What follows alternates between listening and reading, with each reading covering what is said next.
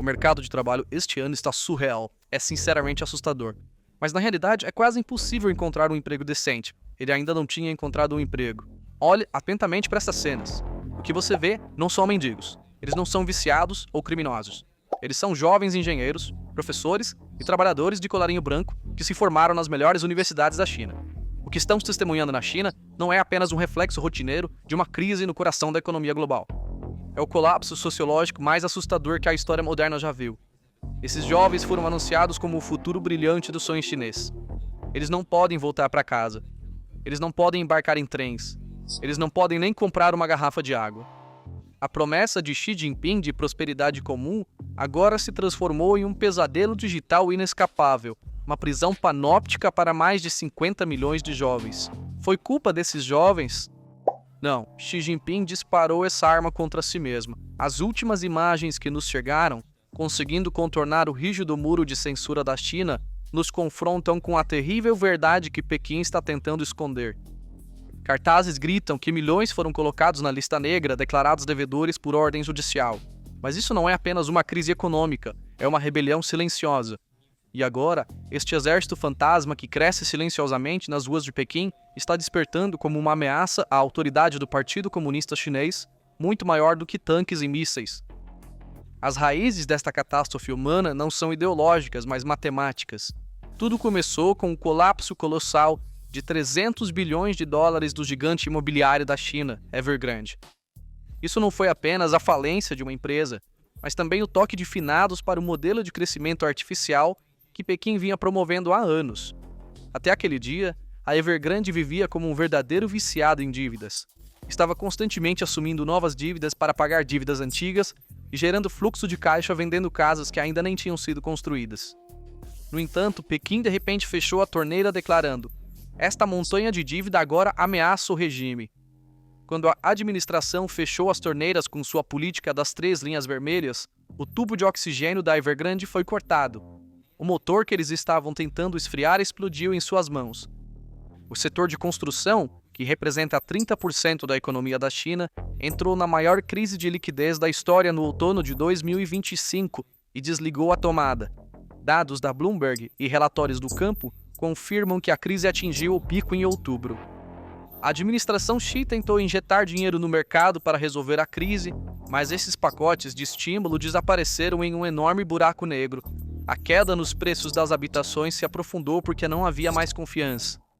À medida que as principais holdings de construção deixaram de pagar suas dívidas e declararam falência uma após a outra, deixaram para trás não apenas pilhas de concreto, mas também milhões de vítimas furiosas que haviam investido suas economias de vida nesse concreto. Este é o colapso de um esquema Ponzi clássico.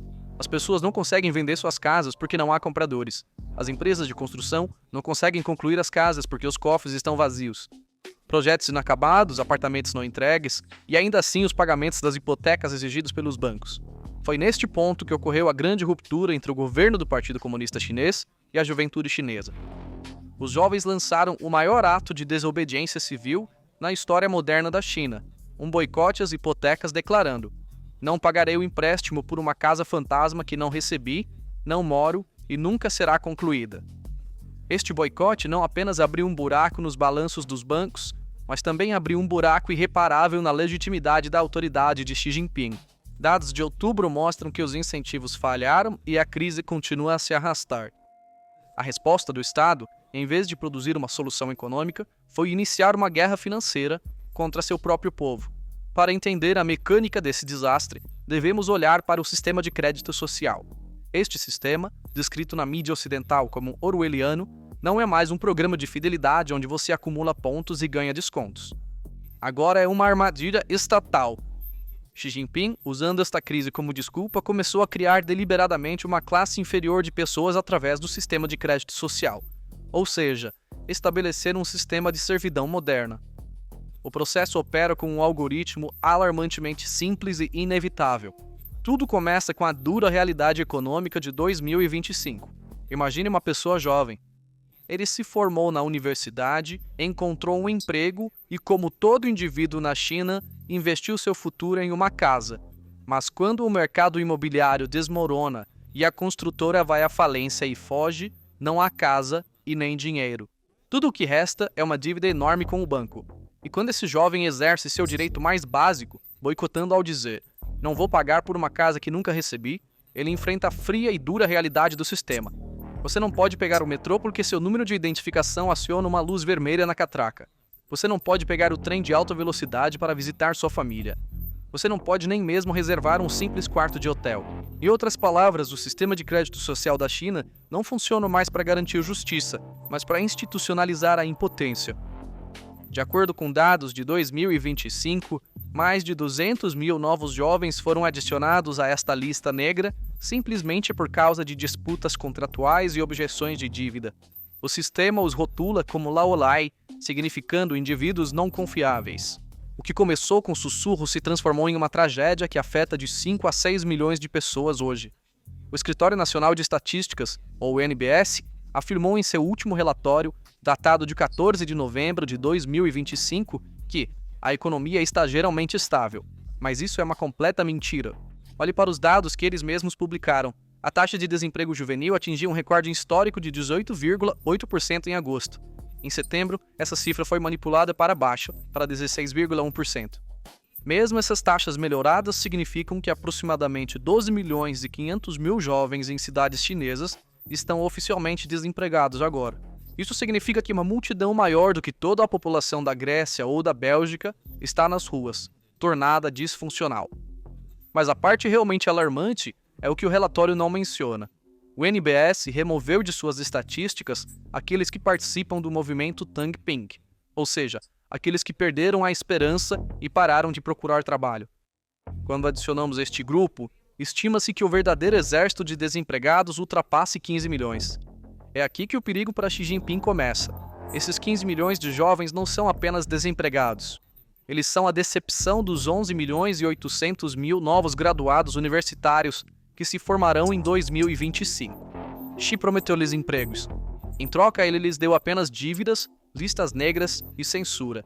Você pode brincar com estatísticas, pode colorir as células nas planilhas do Excel, mas não pode satisfazer uma multidão faminta e irritada com isso.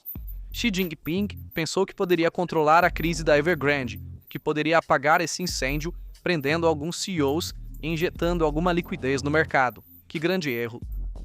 Quando o mercado imobiliário colapsou, não foi apenas um dado econômico, foi a quebra da espinha dorsal da sociedade chinesa e, em vez de tratar essa fratura, Pequim escolheu punir o paciente. Esse foi o momento em que os dominós começaram a cair. Esta é uma operação de estrangulamento. Quando os jovens pararam de pagar, o Estado respondeu colocando-os na lista negra. Mas o que Pequim falhou em calcular foi isto: você não pode ameaçar alguém que não tem mais nada a perder.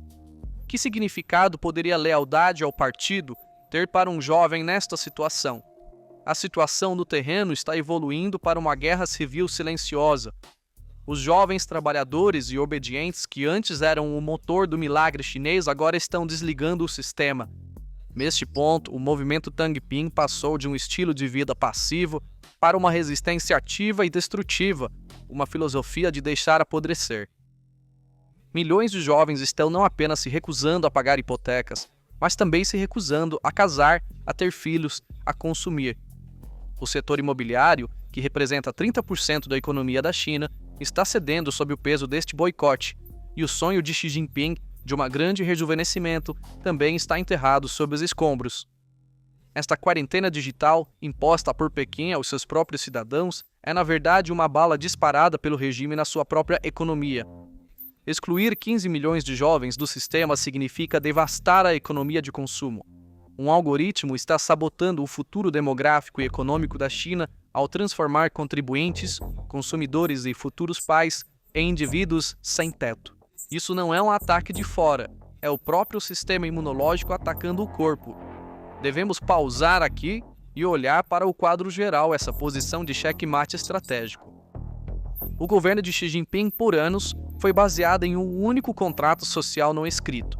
Mas hoje, o que vemos nas ruas da China, debaixo de pontes e nos canais de mídia social censurados, é a rasgadura desse contrato diante de milhões de olhos. A estratégia de controle total de Xi abriu um enorme buraco em sua própria legitimidade. O encurralamento dos jovens com desemprego, crises hipotecárias e penalidades de lista negra destruiu o mito de que o PCC é o protetor do povo. Por que esses boicotes e protestos são a maior ameaça ao PCC? Porque eles estão organizados, porque vêm de uma multidão educada e, mais importante, porque estão desesperados.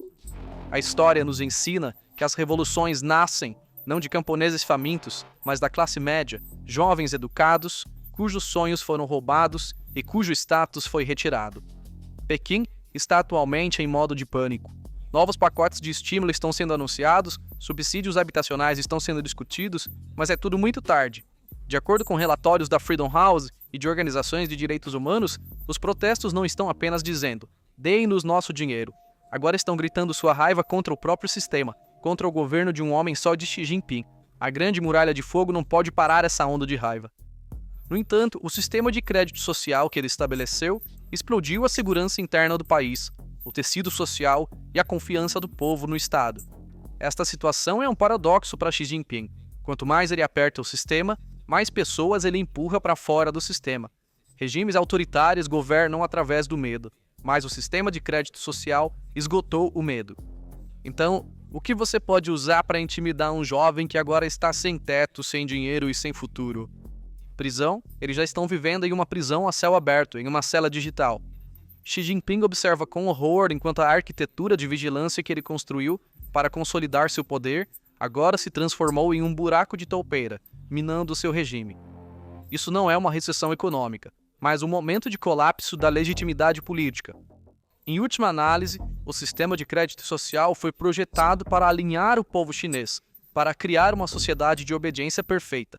Mas no final, a maior arma que destrói a legitimidade do Partido Comunista Chinês é esse próprio sistema. 50 milhões de jovens sem teto, desempregados, sem futuro e, mais importante, zangados. Isto não é um aviso, mas uma observação. O dragão mordeu o próprio rabo e foi envenenado. Então, o que você acha disso? Por favor, compartilhe seus pensamentos nos comentários. Para ficar atualizado sobre novos vídeos, inscreva-se no nosso canal e ative as notificações. Obrigado por assistir. Obrigado por assistir.